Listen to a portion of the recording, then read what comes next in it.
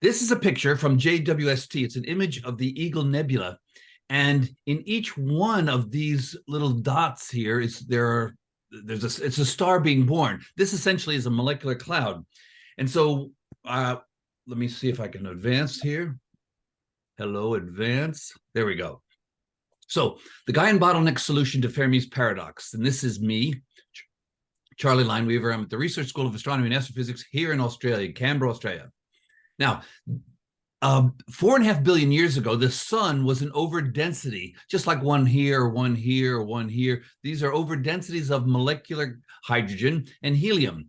And 4.5 billion years later, we have this, a life form made out of C, H, O, N, S, and P.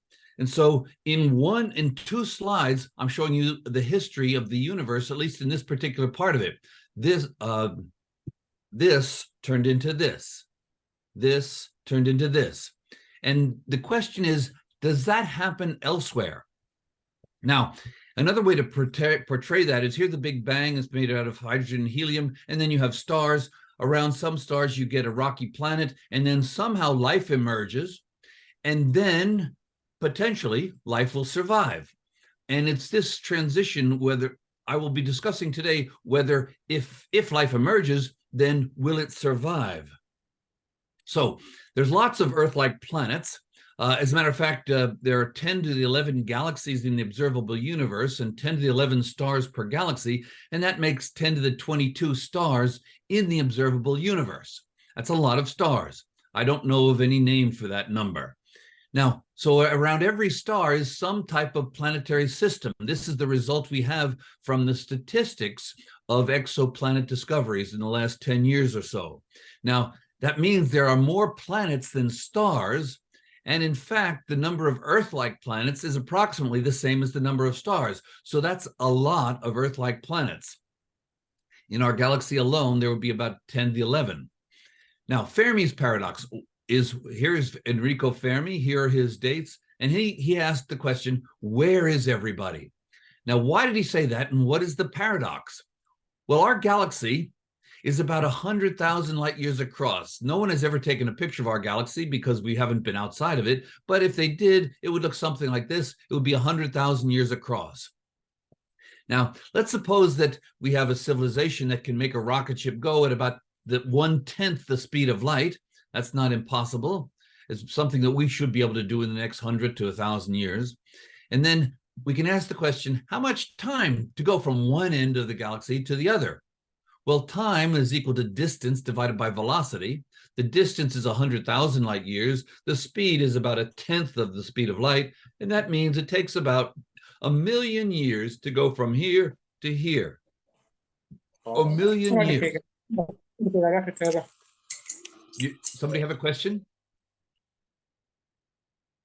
No. Should I keep on going? Okay. All right. Anyway, it takes going at 1/10 the speed of light. It will take you 1 million years to go from one end of our galaxy to the other. Now, the age of our galaxy is about 10 billion years. And we can ask the question, how many times can you cross the galaxy in 10 billion years? And the answer is 10 billion divided by 1 million is 10 to the 4 times. So an advanced civilization that evolved in our galaxy somewhere soon after the origin of our galaxy could have gone back and forth 10 to the 10,000 times. So that's plenty of time to colonize the entire galaxy many times over. And yet, when we dig up fossils, we see no signs of colonization. And when we listen, we hear silence. So that's why Fermi said, where is everybody? They should have been here. They should have colonized us. We should see evidence of these other civilizations. And that is the Fermi paradox. Why haven't we? So here's a bunch of stars.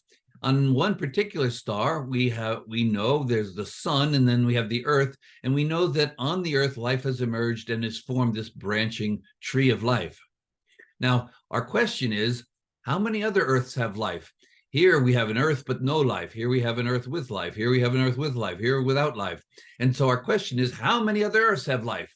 Well, this can be divided into 2 parts. One is how many other Earths on which life emerges, and how many on which it survives. And I'm making this distinction between emerge and survive, and that will be the crux of what I'll be talking about.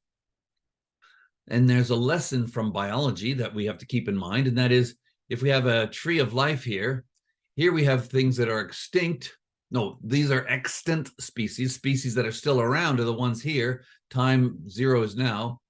And then here, these are the extinct species, here and here and here. These are all the species that have been born but have gone extinct. And the lesson is, just as extinction is the default for most species on Earth, extinction may be the default for most life on other Earths. At least that's the hypothesis of the Gaian bottleneck. So what is a bottleneck? Well, here we're familiar with traffic bottlenecks. We have 3 lanes going into one, and life emerges on many planets, but survives on only a few. That's the basic idea. So let's suppose that we have billions and billions of other Earths. Here are just 5 of them. They all come from the Big Bang and stars, and they're orbiting other planets, and we have evidence for their existence. But maybe let's suppose that emergence of life is easy. Let's just suppose that. But what I'm proposing here is that there's a Gaian bottleneck, and that is, once life emerges, it doesn't always survive. And here, for example, it dies, but then there's one, then life emerges, it evolves, and then at the end of the day, you have one of these out of many, many, many with life. That's the basic idea of the Gaian bottleneck. And here's another picture of it. So here are many, many, many planets on which life emerges, but then during the first about 500 million years, life goes extinct, and only rarely do you get life that survives for a long time. So this is an idea that we wrote up in a paper called The Case for a Gaian Bottleneck, the Biology of Habitability.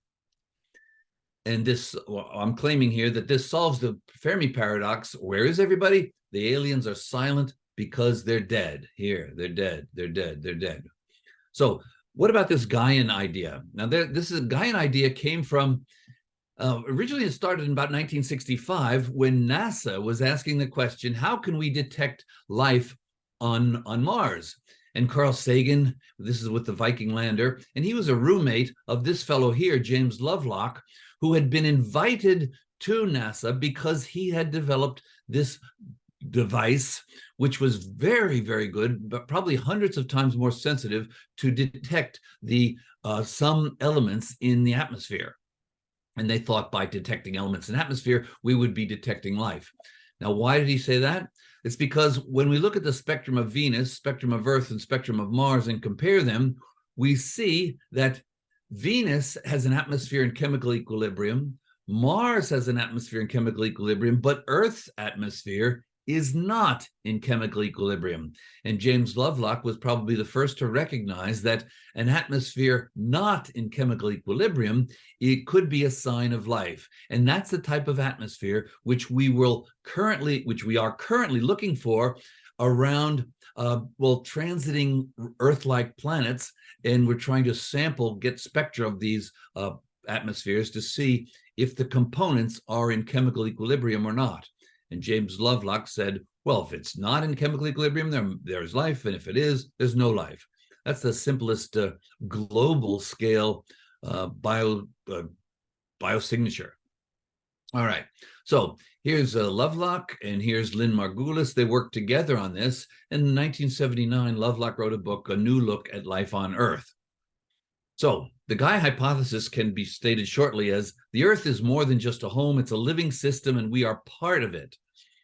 And Richard Dawkins talked about this in his book, The Extended Phenotype, and he wrote this paragraph. I'll read it. For the analogy of the Earth as an organism, this is basically the Gaian hypothesis. The Earth is a living organism. For the analogy of the Earth as an organism to apply strictly, there would have to have been a set of rival Gaias, presumably on different planets, biospheres which did not develop efficient homeostatic regulation of their planetary atmospheres tended to go extinct. The universe would have to be full of dead planets whose homeostatic regulation systems had failed, with dotted around a handful of successful, well-regulated planets, of which the Earth is one. So he's proposing a population of planets, and only a handful are successful at regulating doing this homeostatic regulation, which is Gaian regulation. Now he says a handful. So let's suppose if there's a handful that are successful out of the 100 billion that are in our galaxy, well, that's a very small percentage. And so this is maybe one of the reasons why we haven't had signals. We haven't been colonized by alien civilizations. So here's the paper we wrote in 2016. And I wanted to look at the abstract, and says, if life emerges on a planet, it only rarely evolves quickly enough to regulate greenhouse gases and albedo, thereby maintaining surface temperatures compatible with liquid water and habitability. Such a Gaian bottleneck suggests that, 1, extinction is the cosmic default for most life that has ever emerged on the surfaces of wet, rocky planets in the universe. So this is a hypothesis. So the Gaian bottleneck hypothesis solves the Fermi paradox. How is that? Where is everybody? Well, they're extinct. There are aliens are silent because they are extinct. They're dead.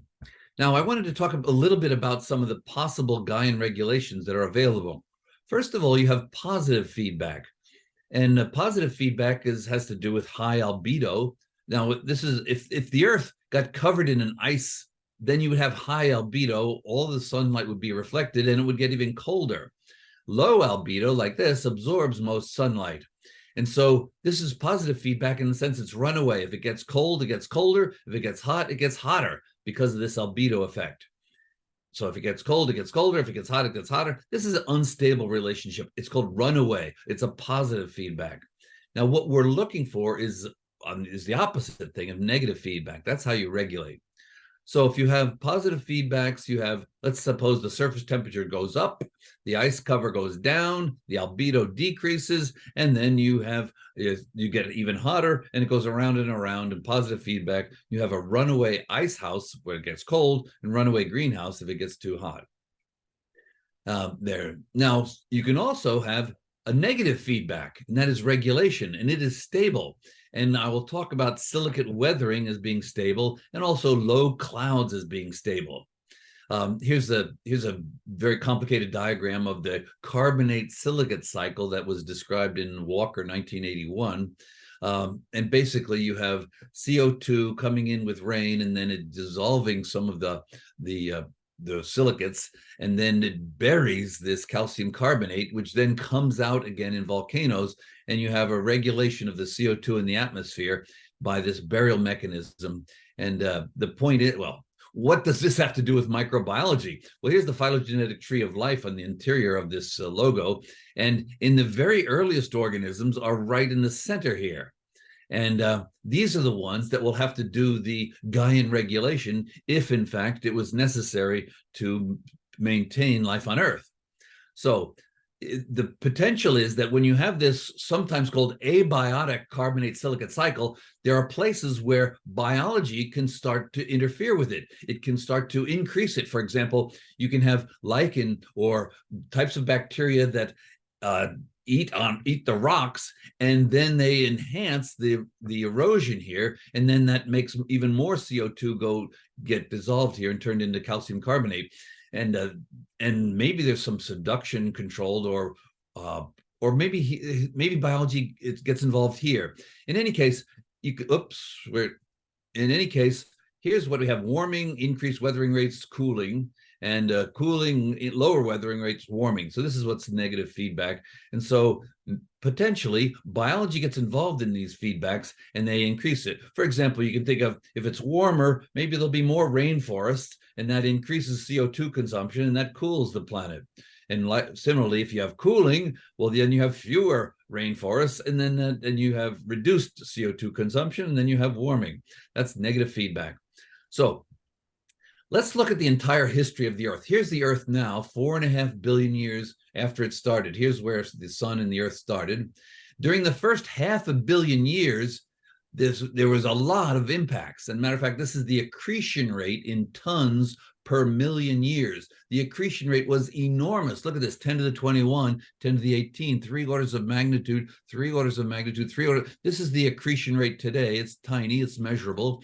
It goes up and down. But in the first 500 million years, it was enormous. So enormous that, well, here's an example of accretion. And this is like the impact of Theia to produce the moon, and the bombardment of the moon, we can see how much that occurred, and that's a record of this bombardment that was very, very early on. Is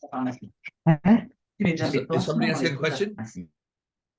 Okay, in any case, the moon is a bombardometer, a very good record of what you're seeing in this here, and then the rate goes way down, and so there are only small ones. Things are still hitting the moon, making it quick occasional craters, but in the first 500 million years, that's the dangerous part.